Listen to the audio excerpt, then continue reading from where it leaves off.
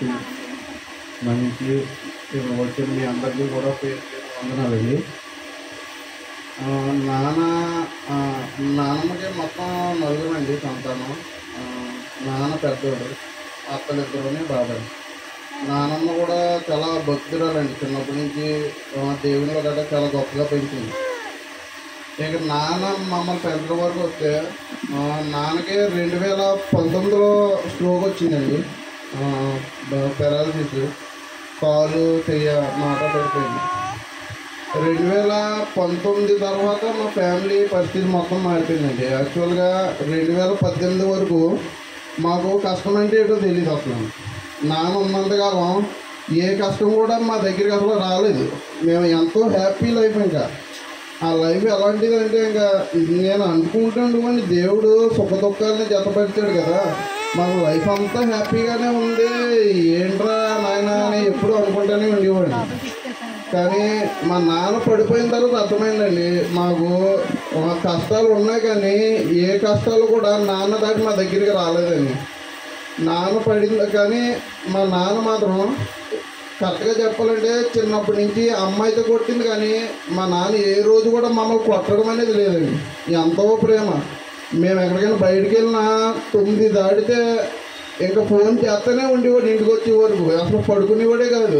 మేము ఇప్పుడు ఏదైనా పని మీద ఏ ఊరు వెళ్ళినా సరే రాత్రి 12 అయినా 1 గంట అయినా మేము వచ్చే వరకు మెలుకుగానే ఉండేవాడండి. అంత ప్రేమ నాన్నకి. మేము నాన్నలాగా నిజంగా నేను మా నాన్నలాంటి తండ్రి, నా తండ్రి అని చెప్పుకోవడం కాదు కానీ మా నాన్నలాంటి తండ్రిని ఎక్కడా చూడలేదండి. అంత గొప్పగా పెంచాడు మమ్మల్ని. అయితే దేవుడు మరి ఇంత గొప్పగా పెంచిన తండ్రిని మాకు కూడా వీళ్ళు ఎలా చూస్తారని అనుకున్నాడు ఏంటో తెలీదు. మేము కూడా మా తండ్రికి చూసుకోవడానికి లాస్ట్ మాకు అవకాశం ఇచ్చాడండి. ఇంకా ఉంటే బాగుందని ఎంతో అనుకున్నాం. కానీ యాక్చువల్లీ ఆ పెరాలసిస్ వచ్చినప్పుడే డాక్టర్ చెప్పాడండి, ఈయన బతకడో చనిపోతాడని. మేము ఆ రోజు ఎంతో ప్రార్థించాం, మా అమ్మ నేను, దేవా ఎలాగైనా మా నాన్న బతికిచ్చు, మా నాన్న లేకపోతే మా కుటుంబమే లేదు అని. ఆ రోజు ఆ ప్రార్థన ఏంటో తెలియదండి. డాక్టర్ చనిపోతాడు అని చెప్పిన, 2 నరాలు చిట్లిపోయినాయి, చనిపోతాడని చెప్పినా కూడా దేవుడు బతికించాడు. మరి ఇంకా నా పెళ్ళి అయింది, మనవని చూసుకున్నాడు. ఈ 5 ఏళ్ళలో చాలా జరిగినాయి. ఒకటి బాధతో చనిపోయాడు, తమ్ముడు పెళ్ళి అవ్వలేదు. అది కూడా అయ్యుండి ఆడపిల్లలను కూడా చూసుంటే మా నాన్న జీవితం సంపూర్ణం అవుతామో ఆ ఒక్క బెంగతోనే చనిపోయాడండి. ఏంటో తమ్ముడు కూడా మేము ఎంతో ట్రై చేస్తాం మ్యారేజ్ గట్రా చేయడానికి, అవ్వలేదు. మరి అది దేవుని ప్రణాళిక ఎంతవరకు ఉంచాలనేది ఆయన చెప్తానండి. ఒకటి నేను కూడా 3 సంవత్సరాలు 19 నుంచి 20, 20, 21 వరకు నేను ఉన్నాను. నాన్నతో ఏ ఇబ్బంది ఉండేది కాదు నాన్న చూసుకోవడంలో కానీ. ఎందుకంటే నైట్ నేను డ్యూటీకి తీసుకెళ్ళిపోయేవాడిని నాన్నని, మార్నింగ్ తమ్ముడు చూసుకునేవాడు. ఏ ఇబ్బంది లేదు. నేను వెళ్ళిపోవడంతో నాన్నకి కూడా చాలా ఇబ్బంది అయిపోయింది. తమ్ముడు ఒక్కడే ఉండిపోయాడు, నేనేమో ఎక్కడో వేరే స్టేట్కి వెళ్ళిపోయాను.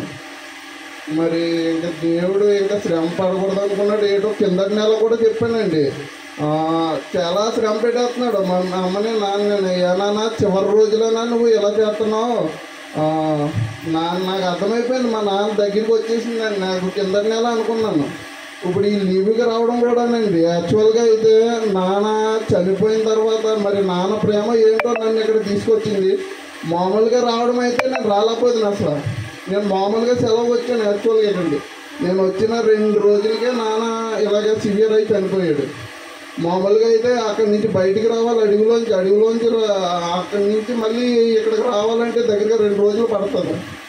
మరి ఆ దేవుడు మా నాన్నకి అందరూ దగ్గర ఉండాలని అనుకున్నాడు ఏంటో తెలీదు. లాస్ట్ మూమెంట్లో ఇక్కడ తీసుకొచ్చాడండి. ఇంకా నాన్న గురించి చెప్పాలంటే ఒకటి, ఇంకా డ్యూటీ అంటే మహా పిచ్చండి. ఏ రోజు కూడా డ్యూటీ మానింది కానీ విశ్రాంతి తీసుకున్నది కానీ చూడలేదు. మధ్యాహ్నం భోజనానికి కూడా 4 గంటలకు వచ్చి కూడా అలాగే నాశనం అయిపోయింది నాన్న ఆరోగ్యం కూడా. డ్యూటీయే తప్ప వేరే ఆలోచన ఉండేది కాదు అసలు. ఎప్పుడు డ్యూటీ చాలా డెడికేషన్గా చేసేవాడండి. ఈ బిఎస్ఎన్ఎల్ ఎవరు అడిగినా చెప్తారు నాన్న వర్క్ ఏంటి అనేది.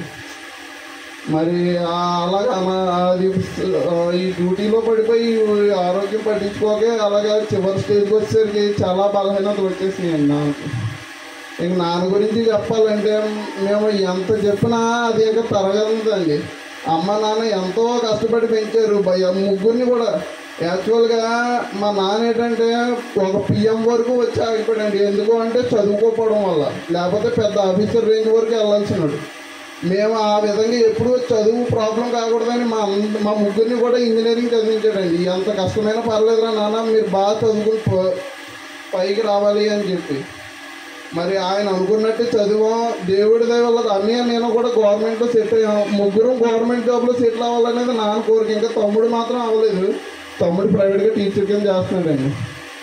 మరి ఏదైనా మరి దేవుని చిత్తం, మనం దాన్ని ఏం చేయలేము. కానీ మా నాన్న లేని లోటు మాత్రం ఎప్పటికీ ఇంకా అది భర్తీ అవ్వదు. ఆ 2019 నుంచి ఇంకా అదే ఆ 2019లో అమ్మ కూడా నడుము ఆపరేషన్ వచ్చి పడిపోయింది. ఇద్దరు మంచం మీదే ఉన్నారు.